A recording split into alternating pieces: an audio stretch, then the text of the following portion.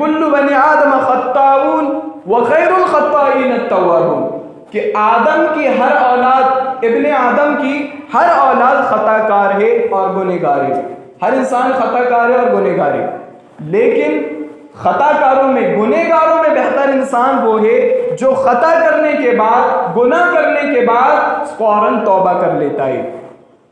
آپ نے بارہا واقعہ سنا ہوگا ابلیس کا اور حضرت آدم علیہ السلام کا واقعہ آپ نے سنا ہوگا کہ اللہ تبارک و تعالی نے حضرت آدم علیہ السلام کے سامنے فرشتوں کو حکم دیا کہ آدم کو سجدہ کریں. سارے فرشتے اللہ کے اس حکم کی تعمیل کیے اور سارے فرشتے سجدے میں گر پڑے. لیکن تکبر میں غرور، گھمنڈ میں غرور، ابلیس نے کہا کہ اے اللہ، خلقتنی من نار وخلقتہ من طین، اللہ تو نے مجھے آگ سے پیدا کیا، آدم کو مٹی سے پیدا کیا، تو یہ کیسے ممکن ہو سکتا ہے کہ آگ سے بنا ہوا انسان مٹی کے پتلے کے سامنے سجدہ کرے؟ اللہ تبارک و تعالی نے ہمیشہ کے لیے اسے مردود قرار دیا. اسے کہتے ہیں چوری تو چوری اوپر سے سینہ چوری، یعنی گناہ بھی کر رہے ہیں اور اوپر سے اکڑ بھی رہے ہیں. اور بہت سے لوگ بھی ایسے بھی ہوتے ہیں ہمارے سامنے نظر آتے ہیں، ہماری آنکھوں سے اوجھل نہیں ہے، جو گناہ بھی کرتے جا رہے ہیں اور پھر اس گناہ کی دلیلیں بھی دیتے ہیں. یہ ابلیس کا کام تھا اور ابلیس نے بھی ایسا ہی کیا. کیا کیا کرا اللہ تبارک و تعالی نے؟ ہمیشہ کے لیے اسے مردود قرار دے دیا. اب آئیے حضرت آدم علیہ السلام کو دیکھیے. حضرت آدم علیہ السلام کو پیدا فرمانے سے پہلے اللہ تبارک و تعالی نے فرشتوں کے سامنے اس بات کا اظہار کیا.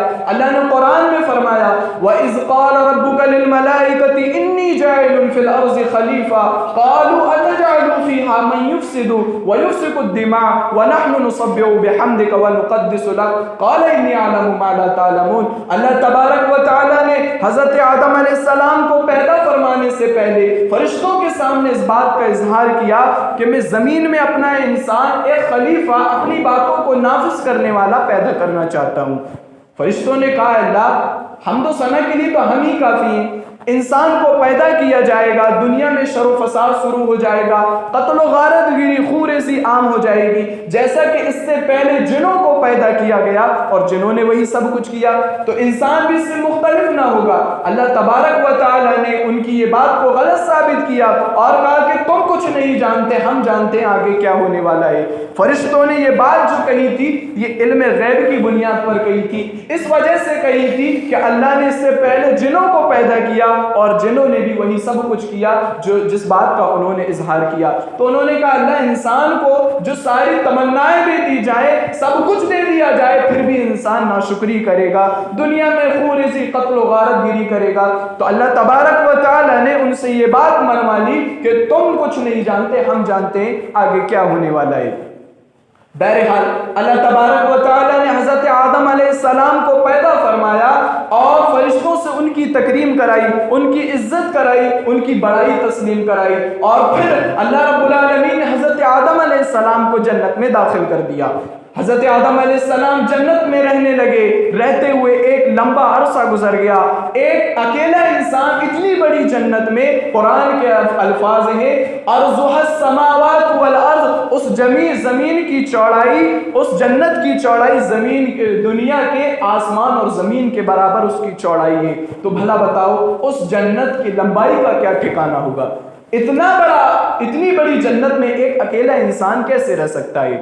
حضرت آدم علیہ السلام جنت میں رہتے ہوئے ایک لمبا عرصہ گزر گیا لیکن دل نہیں لگتا تھا. تو پھر اللہ تبارک و تعالی نے ان کی دل جوئی کے لیے، ان کی دل بستگی کے لیے حضرت حوا کو پیدا کیا. اور کیسے پیدا کیا؟ اللہ تبارک و تعالی نے قرآن میں اس کا ذکر کیا کہ یا ایھا الذین آمنوا اتقوا اللہ حق تقاتہ ولا تموتن الا وانتم مسلمون. اللہ تبارک و تعالی نے حضرت حوا کو آدم علیہ السلام کی پسلی سے پیدا کیا.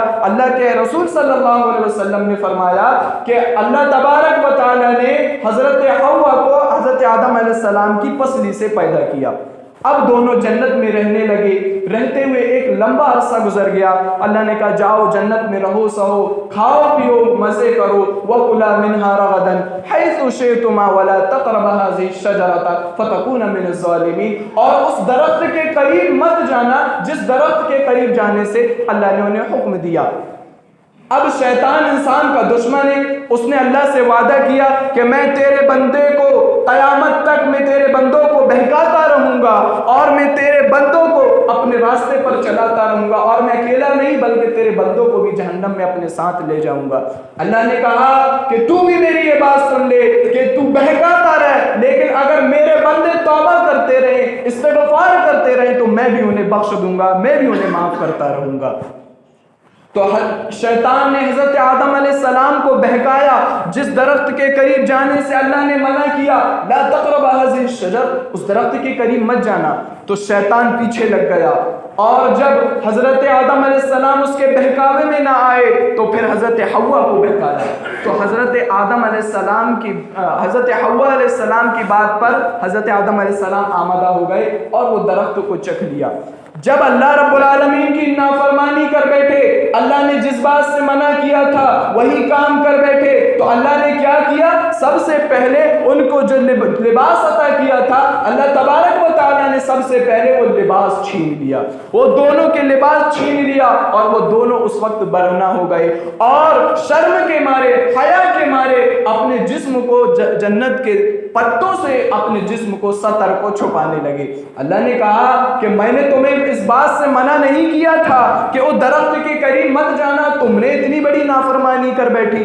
تو پھر یاد رکھو، جنت تو پرہیزگاروں کے لیے، متقیوں کے لیے، ان لوگوں کے لیے جنت نہیں ہے جنہوں نے میری نافرمانی کی، اور تم نے اتنی بڑی غلطی کی، تم کیسے جنت میں رہ سکتے ہو؟ اللہ نے انہیں دنیا میں پھینک دیا، دنیا میں پہنچا دیا۔ اب وہ دونوں اس دنیا میں رہنے لگے، اور لیکن وہ دونوں پر اپنے گناہ کا احساس تھا، ان دونوں کے دلوں پر اس گناہ کا احساس تھا کہ ہم نے شیطان کے بہکاوے میں آ کر اللہ تبارک و تعالیٰ کی نافرمانی کر بیٹھی ہے، اور وہ دونوں ہر وقت اللہ تبارک و تعالیٰ سے دعائیں کرتے رہتے، اللہ رب العالمین سے اپنے گناہ کی معافی طلب کرتے رہتے۔ ربنا ظلمنا انفسنا وان لم تغفر لنا وترحمنا لنکونن من الخاسرین، اے ہمارے پروردگار، ہم نے اپنے نفسوں پر ظلم کیا ہے، اور اگر تو ہمیں معاف نہیں کرے گا تو ہم یقیناً نقصان پانے والوں میں سے ہو جائیں گے، ہم یقیناً خسارہ پانے والوں میں سے ہو جائیں گے۔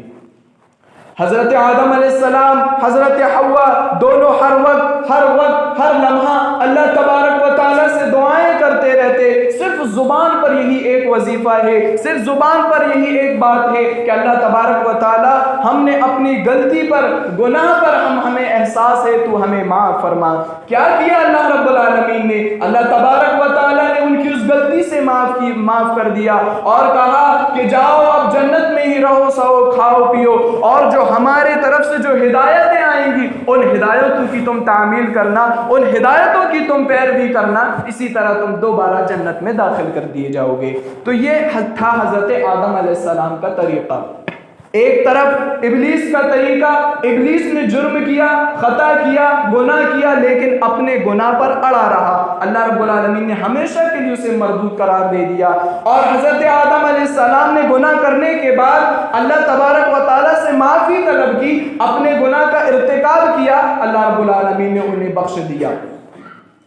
اللہ تبارک و تعالیٰ نے قرآن کریم کے اندر ارشاد فرمایا، قُلْ يَا عِبَادِيَ الَّذِينَ أَسْرَفُوا عَلَىٰ أَنفُسِهِمْ لَا تَقْنَطُوا مِن رَحْمَتِ اللَّهِ، اے میرے وہ بندو جنہوں نے اپنے آپ پر ظلم کیا ہے، اللہ کی رحمت سے تمہیں مایوس ہونے کی ضرورت نہیں ہے، اللہ کی رحمت سے تمہیں مایوس ہونے کی ضرورت نہیں ہے، اللہ کی رحمت سے تمہیں شرمندہ ہونے کی ضرورت نہیں ہے۔ بخاری کی حدیث، پیارے حبیب صلی اللہ علیہ وسلم فرماتے، ان اللہ یبسط یدہ باللیل لیتوب مسیء النہار، کہ اللہ تبارک و تعالی رات کو اپنا ہاتھ پھیلاتا ہے تاکہ دن میں گناہ کرنے والا توبہ کر لے، ویبسط یدہ باللیل لیتوب مسیء اللیل، اور دن کو اپنا ہاتھ پھیلاتا ہے تاکہ رات میں گناہ کرنے والا توبہ کر لے۔ اللہ تبارک و تعالیٰ کس قدر رحمان اور رحیم ہے، ان اللہ غفور الرحیم، اللہ رب العالمین بخشنے والا مہربان ہے۔ اگر کسی باپ کا بیٹا اگر نالائق اور ناکارہ نکل جائے، اپنی باپ کی ساری کمائی ہوئی دولت کو، جائیداد کو عیاشیوں میں برباد کر دے، اب اس کے گھر کے باپ کے ساری جائیداد کو تباہ و برباد کر ڈالے اور پھر کہیں دور چلا جائے اور کچھ دنوں کے بعد اس کے دل میں احساس ندامت پیدا ہو، اپنے جرم کا احساس اس کے دل میں پیدا ہو اور وہ واپس آ کر اپنے باپ کے قدموں میں گر پڑے اور اپنے کیے ہوئے خطا کی معافی طلب کرے، تو وہ باپ اپنے باغی اور نافرمان بیٹے سے اتنی جلدی راضی نہیں ہوتا جتنی جلدی اللہ تبارک و تعالیٰ اپنے اس بندے سے راضی ہوتا ہے جو گناہ کرنے کے بعد سچے دل سے توبہ کرتا ہے۔ اللہ تبارک و تعالیٰ اس قدر مہربان ہے کہ جب انسان خطا کرنے کے بعد، گناہ کرنے کے بعد اگر صدق دل سے توبہ کرتا ہے تو وہ اللہ رب العالمین کی رحمت کو، باب کو اس کے لیے وسیع پاتا ہے۔ اس کے دو، نبی صلی اللہ علیہ وسلم نے اسے دو مؤثر اور جامع لطیف مثالوں سے واضح کیا ہے۔ پہلی حدیث مسلم شریف کی، اللہ کے رسول صلی اللہ علیہ وسلم فرماتے ہیں کہ اگر تم میں سے کسی ایک شخص کا اونٹ کسی بے آب ہو گیا صحرا میں کھو جائے، کسی بے آب ہو گیا ریگستان میں کھو جائے اور اسی اونٹ پر ساز و سامان لدا ہوا ہو، کھانے پینے کا سامان لدا ہوا ہو، اور اگر وہ شخص اس سامان کو ڈھونڈ کر تلاش کر اپنے اونٹ کو ڈھونڈ کر تھک گیا ہو اور عین اسی حالت میں وہ دیکھے اور وہ پریشان ہو کر ایک درخت کے سائے میں آ کر لیٹ جائے، پھر اس کے بعد وہ یکایک دیکھے کہ وہ اونٹ جو ساز و سامان سے لدا ہوا جو گم ہو گیا تھا عین اسی حالت میں اس کی آنکھوں کے سامنے کھڑا ہوا ہے، تو اس وقت اسے جو خوشی ہوگی، جو مسرت اس کی زبان پر آئے گی، اس سے کہیں زیادہ اللہ تبارک و تعالیٰ اپنے اس بھٹکے ہوئے بندے کے پلٹ آنے سے کرتا ہے جو گناہ کرنے کے بعد بھٹک جائے اور پھر دوبارہ آ کر اپنے گناہ کا ارتکاب کرتے ہوئے معافی طلب کرے۔ اللہ تبارک و تعالیٰ اس سے زیادہ کہیں مہربان ہے۔ دوسری حدیث بخاری شریف کی، حضرت عبداللہ بن عمر رضی اللہ عنہ بیان کرتے ہیں کہ اللہ کے رسول صلی اللہ علیہ وسلم کی خدمت میں کچھ جنگی قیدی گرفتار کر کے لائے گئے۔ انہی قیدیوں میں سے ایک عورت بھی تھی جس کا دودھ پیتا بچہ کھو گیا تھا۔ وہ اپنے بچے کے کھونے سے اس قدر پریشان تھی، اس قدر غمگین تھی کہ جس کسی کے بھی بچے کو دیکھتی اٹھا کر دودھ پلانے لگتی۔ بچے کے گم ہو جانے اور کھونے کا ڈر، یہ خطرہ یہ صرف ماں ہی جان سکتی ہے، یہ ڈر صرف ماں ہی محسوس کر سکتی ہے کہ جب بچہ کھو جائے، گم جائے تو اس وقت کا عالم کیا ہوتا ہے۔ تو اللہ کے رسول صلی اللہ علیہ وسلم نے جب اس عورت کو دیکھا کہ اس کا بچہ کھو گیا، جس کسی کے بھی بچے کو دیکھتی اٹھا کر دودھ پلانے لگتی، آپ صلی اللہ علیہ وسلم نے ہم سے عرض کیا، کہتے ہیں صحابہ ہم سے عرض کیا کہ کیا تم اس بات کی توقع کر سکتے ہو کہ یہ عورت اپنے ہی ہاتھوں سے اپنے بچے کو آگ میں پھینک سکتی ہے؟ ہم نے کہا اللہ کے رسول ہرگز نہیں، آگ میں پھینکنا تو درکنار، اگر وہ خود گر جائے، خود گر رہا ہو تو اس کو بچانے کی وہ ہم وقت اور پوری کوشش جد و جہد کرے گی۔ آپ صلی اللہ علیہ وسلم نے فرمایا اللہ کا رحم اپنے بندوں پر اس ماں سے کہیں زیادہ ہے جو وہ اپنے بچے کے لیے رکھتی ہے۔ اللہ تبارک و تعالیٰ کا رحم، شفقت و مہربانی اس ماں کے لیے اس بچے سے زیادہ ہے جو وہ ماں اپنے بچے کے لیے رکھتی ہے۔ اللہ کا رحم اپنے بندوں پر اس سے زیادہ ہے۔ امام غزالی رحمت اللہ علیہ اپنی کتاب احیاء العلوم میں لکھتے ہیں کہ جب گنہگار بندہ گناہ کرنے کے بعد اللہ تبارک و تعالیٰ کے سامنے روتا ہے، گڑ گڑاتا ہے، اپنے گناہ کی معافی طلب کرتا ہے تو اللہ رب العالمین کی رحمت اسے یوں سہارا دیتی ہے جس طرح کہ جیسا کہ ایک شیر خوار بچہ بستر پہ لیٹا ہوا ہے اور وہ بھوک و پیاس کی وجہ سے بلک رہا ہے، رو رہا ہے، سسک رہا ہے، تو اس کی ماں اس کی آواز کو سن کر، درد بھری پکار کو سن کر دوڑتی ہوئی اور لپکتی ہوئی آتی ہے اور اسے اپنی گود میں اٹھاتی ہے، سینے سے لگاتی ہے اور اسے دودھ پلاتی ہے، اور تب تک کہ اسے چین نہیں آتا، تب تک کہ اسے خوشی نہیں ہوتی جب تک کہ وہ بچے کو مسکراتا ہوا نہ دیکھ لے۔ جس طرح سے بچے کے رونے سے ماں کی ممتا بے قرار ہو جاتی ہے، اسی طرح جب فرش پر بندہ روتا ہے تو عرش پر اللہ کی رحمت بے قرار ہو جاتی ہے۔ اللہ نے کیا فرمایا؟ قل یا عبادی الذین اسرفوا، اے میرے وہ بندو جنہوں نے اپنے آپ پر ظلم کیا، اللہ کی رحمت سے تمہیں مایوس ہونے کی ہرگز ضرورت نہیں ہے، اللہ کی رحمت سے تمہیں پچھتانے کی ضرورت نہیں ہے۔ بندہ رب کی دربار میں آ کر تو دیکھے، بندے اللہ کے سامنے اپنا ہاتھ پھیلا کر کے تو دیکھے، بندہ اپنے رب کے سامنے اپنی جھولی پھیلا کر تو دیکھے۔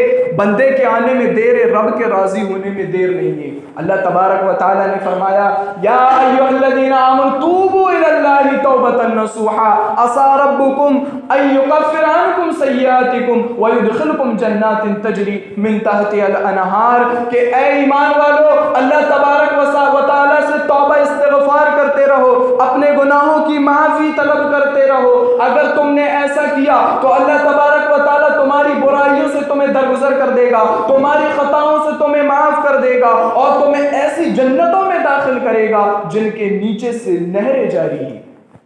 یہ اللہ رب العالمین کی شفقت اور مہربانی نہیں ہے تو اور کیا ہے؟ اور اللہ اپنے بندے پر کس قدر مہربان ہے، چاہے انسان کتنا ہی خطا کار کیوں نہ ہو، چاہے انسان کتنا ہی گناہگار کیوں نہ ہو، لیکن اگر صدق دل سے انسان اگر اللہ کے سامنے اپنے سر کو جھکائے اور توبہ کر لے، اللہ تبارک و تعالیٰ کی رحمت سے وہ کبھی مایوس نہیں ہو سکتا۔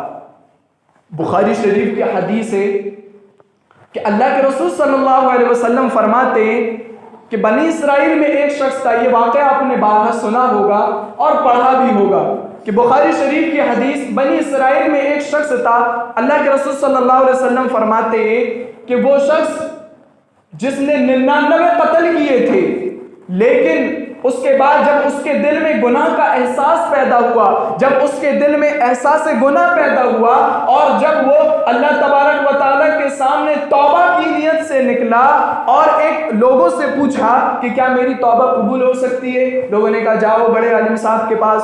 اب وہ عالم صاحب کے پاس پہنچا اور عالم صاحب سے پوچھا کہ مجھے اپنے گناہوں پر مجھے شرمندگی ہے کہ اللہ تبارک و تعالیٰ میرے گناہوں کو معاف کر سکتا ہے، میں نے 99 قتل کیے ہیں۔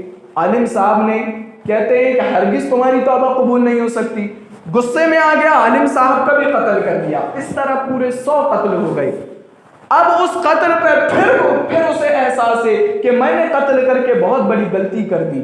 اب لوگوں سے پوچھتا ہے کہ مجھے اور بڑے عالم صاحب کا پتہ بتاؤ۔ اب لوگوں نے اسے سب سے بڑے عالم صاحب کے پاس پہنچایا۔ اب وہ ان کے پاس پہنچا اور پوچھتا ہے کہ کیا میں نے 100 گناہ کیے ہیں، 100 قتل کیے، کیا میری معافی ہو سکتی ہے؟ عالم صاحب نے کہا بالکل ضرور ہو سکتی ہے، تم جاؤ اور اس بستی کو چھوڑ دو اور نیک لوگوں کی بستی کی طرف جاؤ اور وہاں پر جا کر رہو اور ان کے ساتھ رہو اور اپنے گناہوں پر اللہ تبارک و تعالیٰ سے ہمیشہ معافی مانگتے رہنا۔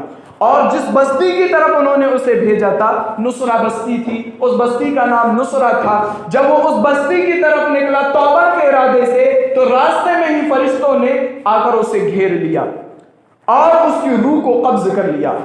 اب رحمت کے فرشتے، عذاب کے فرشتے دونوں آپس میں لڑنے لگے۔ رحمت کے فرشتوں کا کہنا تھا کہ یہ توبہ کی غرض سے نکلا تھا، اللہ تبارک و تعالیٰ سے توبہ کرنے کے واسطے نکلا تھا، لہٰذا یہ جنت کا حقدار ہے۔ اور عذاب کے فرشتوں کا کہنا تھا کہ اس نے 99 قتل کی 100 قتل کیے ہیں، یہ یقیناً یہ جہنم کا حقدار ہے، دوزخ کا حقدار ہے۔ اللہ تبارک و تعالیٰ نے ایک فرشتہ ایک آدمی کی شکل میں بھیج دیا۔ جب اس کے سامنے انہوں نے یہ ماجرا پیش کیا تو اس آدمی نے کہا کہ دیکھو یہ جس بستی کی طرف سے نکلا تھا اور یہ جس بستی کی طرف جا رہا تھا، وہ دونوں بستی کو ناپ لیا جائے، اور جس بستی کے قریب ہوگا وہ اسی کا حقدار ہوگا۔ جب بستی ناپی گئی، اللہ تبارک و تعالیٰ کا حکم تھا، اللہ نے اس بستی کو حکم دیا کہ اس آدمی کے قریب ہو جا۔ وہ نیک لوگوں کی بستی اس آدمی کے قریب ہو گئی، اور جب اس بستی کو ناپا گیا تو 1 بالش قریب وہ اس نیک بستی کی طرف نکلا۔ اللہ تبارک و تعالیٰ نے بخش دیا۔ یہ اللہ رب العالمین کی شفقت اور مہربانی نہیں ہے تو اور کیا ہے؟